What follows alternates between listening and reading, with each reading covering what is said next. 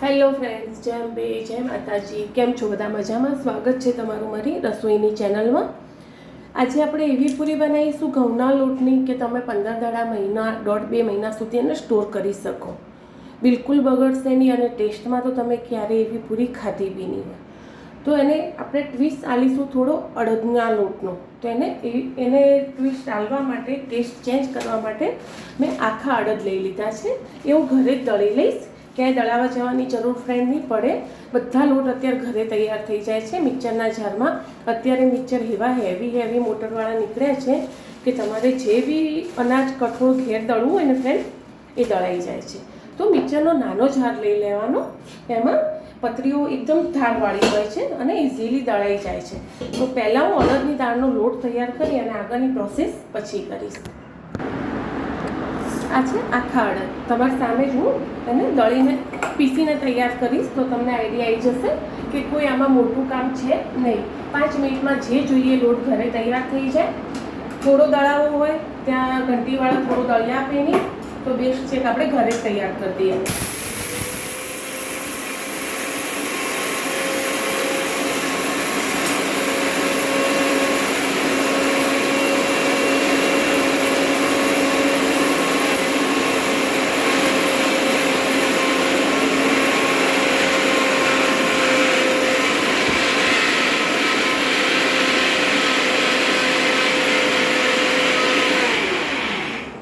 બહુ દિવસે ફ્રેન્ડ આજે આપણે એક નવી રેસીપી બનાવી રહ્યા છીએ.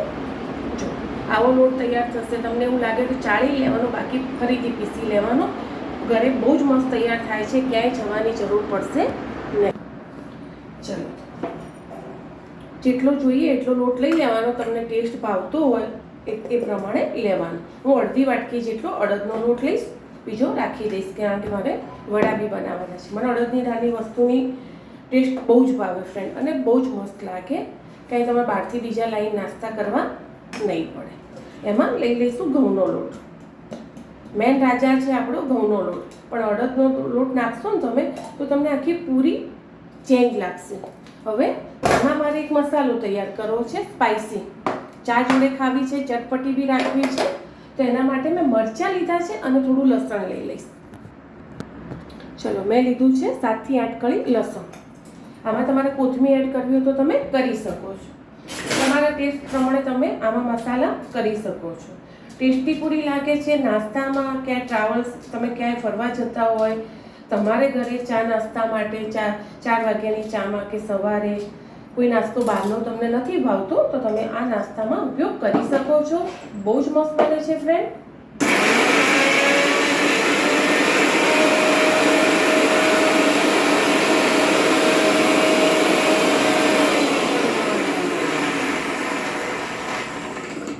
અત્યારે જેમ લાઈફ ફાસ્ટ થઈ ગઈ છે ને એમ આપણા મસાલા પીસવાનું કે જે બી બધું બહુ જ ફાસ્ટ થઈ ગયું છે. વાર બી નહીં થતી ઘરે નાસ્તા બનાવવામાં અને ઇઝી રીતે આપણે બનાવી શકીએ છીએ.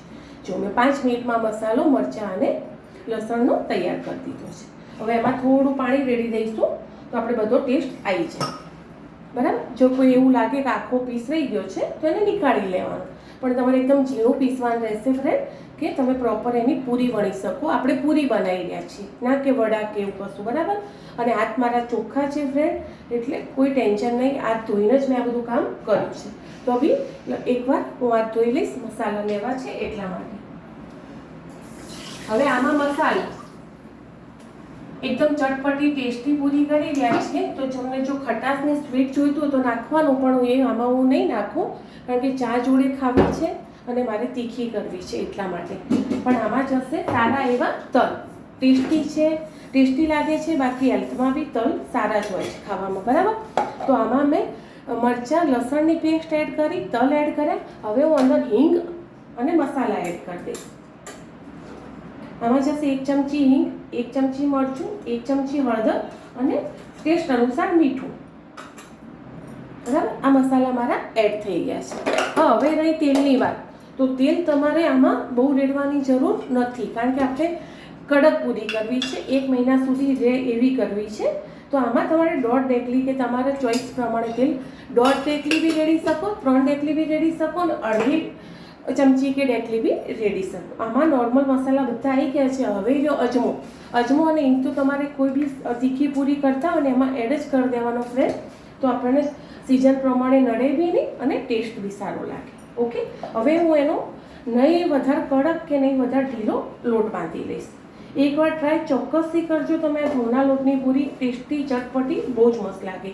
છોકરાઓને ટિફિનમાં આવશે તો બી મજા આવશે, અને કોઈ ગેસ્ટ આવ્યા હોય એને ખવડાવશો તો તમને પૂછશે કે આ તમે પૂરી શેની બનાવી છે.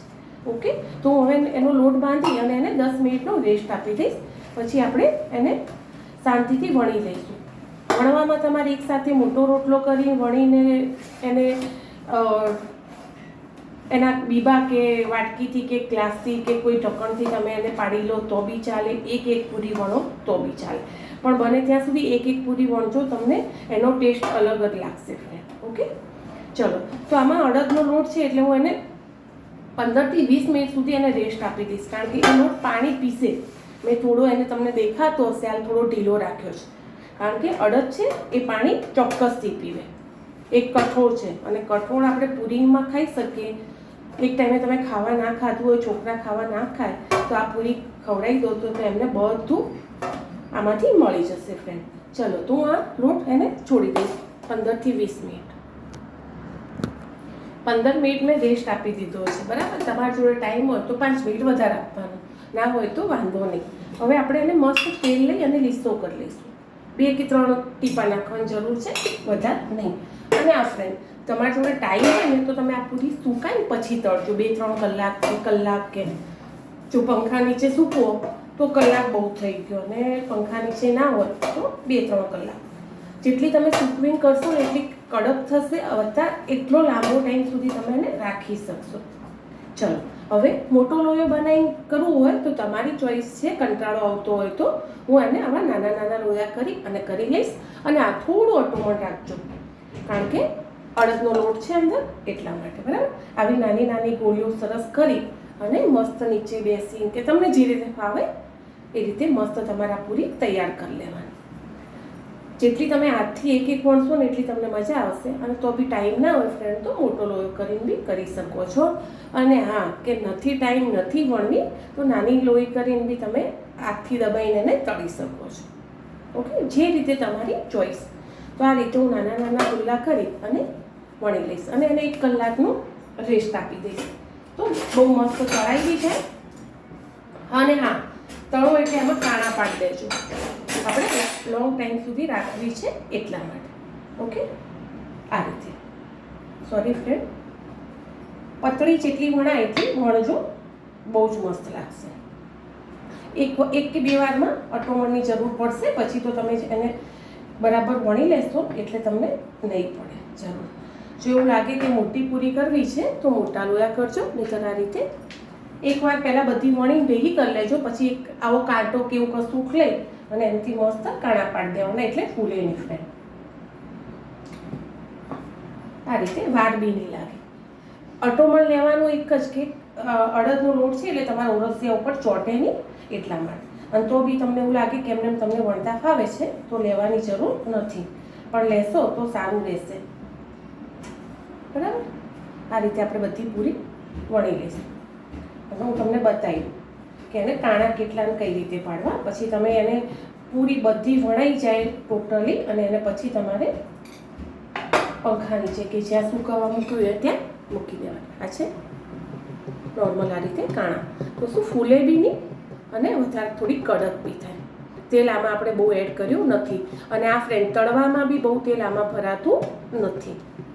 ઓકે, અને જો તમારા જોડે એર ફ્રાયર હોય તો તમે આ રીતે વણી સૂકવી અને એના ખાલી તેલવાળી પીછી કરીને ઉપર લગાવી અને એર ફ્રાયરમાં બી મસ્ત કડક કરી શકો છો.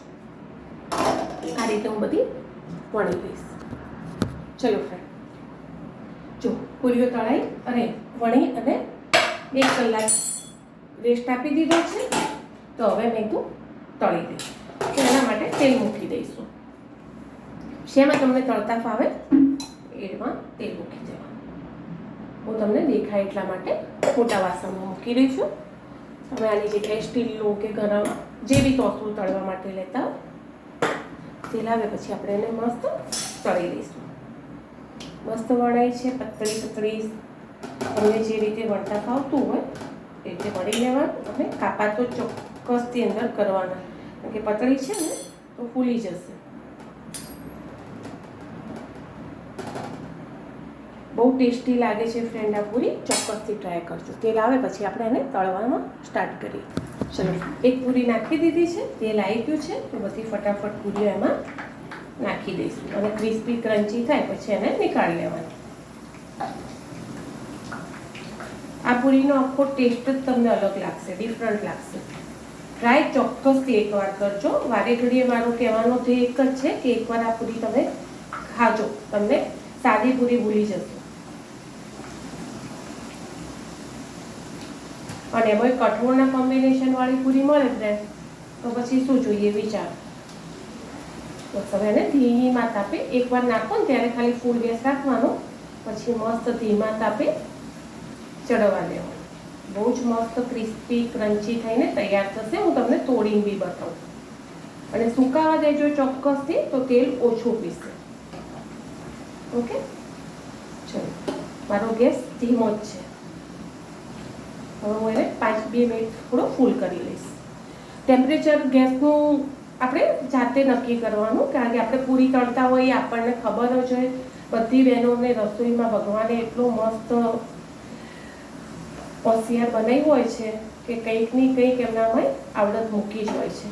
પણ ખાલી આપણે એક જોઈતું હોય કે કઈ રેસીપી કયા કોમ્બિનેશનથી કે કેમાં સેટ કરીને કરીએ તો સારી થાય, બસ એટલું વિચારવાનું હોય ફ્રેન્ડ.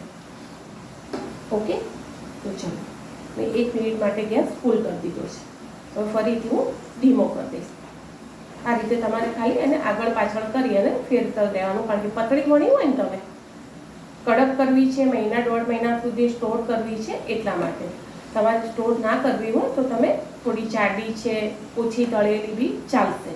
તમારા ચોઈસ પ્રમાણે તમારે જેને જે રીતે ખવડાવવી એ રીતે તમે બનાવી શકો છો ફ્રેન્ડ. ચલો હવે ગેસ કરીશ ધીમો અને મસ્ત એને કડક થાય ત્યાં સુધી તળાવવા દઈશ. તળાઈ જાય પછી તમને બતાવું. અને આ પૂરી તમારે ડીપ જોડે કોઈ કચુંબર જોડે ખાવી હશે ને તો બી ફ્રેન્ડ બહુ જ મસ્ત લાગશે, કારણ કે આવી એક તમને નાચોસની યાદ અલાવી દેશે એવી પૂરી બને છે.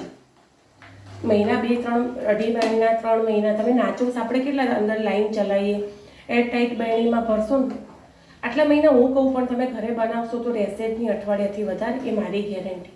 જેને પૂરીનો શોખ હશે, ખાવાનો નવા નવા નાસ્તા ખાવાનો શોખ હશે ને ફ્રેન્ડ, એના ઘરે તો અઠવાડિયામાં પૂરી પતી જશે. એટલી ક્રિસ્પી ક્રન્ચી અને એટલી ટેસ્ટી બને છે. એવી કોઈ પૂરી બનતી નથી. પણ ડીપ જોડે મેં તમને ક્યારે કેમ કીધી કે છોકરાઓને તમારા સ્કૂલમાં પેટ ભરીને ખાવા કે નાસ્તો કે તમે એ રીતે ટિફિન આપતા હોય ને તો ચોક્કસથી તમે એકવાર આ પૂરીને છોકરાઓને બનાવીને આપજો ફ્રેન્ડ. ઓકે, ચલો હવે હું તમને બતાવી દઉં. નીકાળી લઈએ આપણે. ક્રિસ્પી થઈ ગઈ છે. બીજી કોઈ થાળી બગાડવાની જરૂર નથી ફ્રેન્ડ. જેમાં તમે પૂરી સૂકવી હતી અવાજ આવે ને તમને, એ જ થાળીમાં તમારે નીકાળી લેવું. ખાલી એનો આકાર ગોળ છે, બાકી નાચોસ ટાઈપ જ બને છે એક. એ જ રીતે હું બધી પૂરી બીજી એડ કરી દઈશ જેટલી અંદર આવે. અને આટોમણ લેવાથી એકબીજા ઉપર પૂરી તમે નાખો ને તો ચોટતી નથી.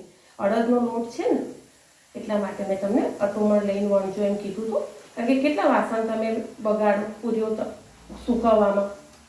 જો પેપર કેવું કશું હોય તો વાંધો ના આવે. ચાલો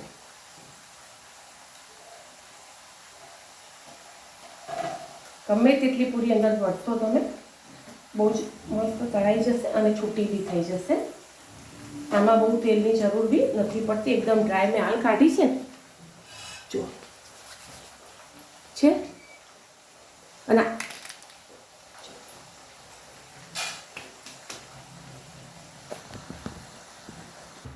ચલો એ જ રીતે બીજી તળાઈ ગઈ છે. વાર બી નહીં લાગે. જેટલી તમારે કરવી હશે એટલી પૂરી તમે અડધો કલાકમાં તૈયાર કરી લેશો. ખાલી સૂકવવાની પ્રોસેસ થોડી છે. એ બી કેમ કીધું કે તમારે તેલ ઓછું ભરાય એટલા માટે. તરત તળશો તો બી વાંધો નહીં. એ જ રીતે ફટાફટ બીજી પૂરી નાખી દઈશું.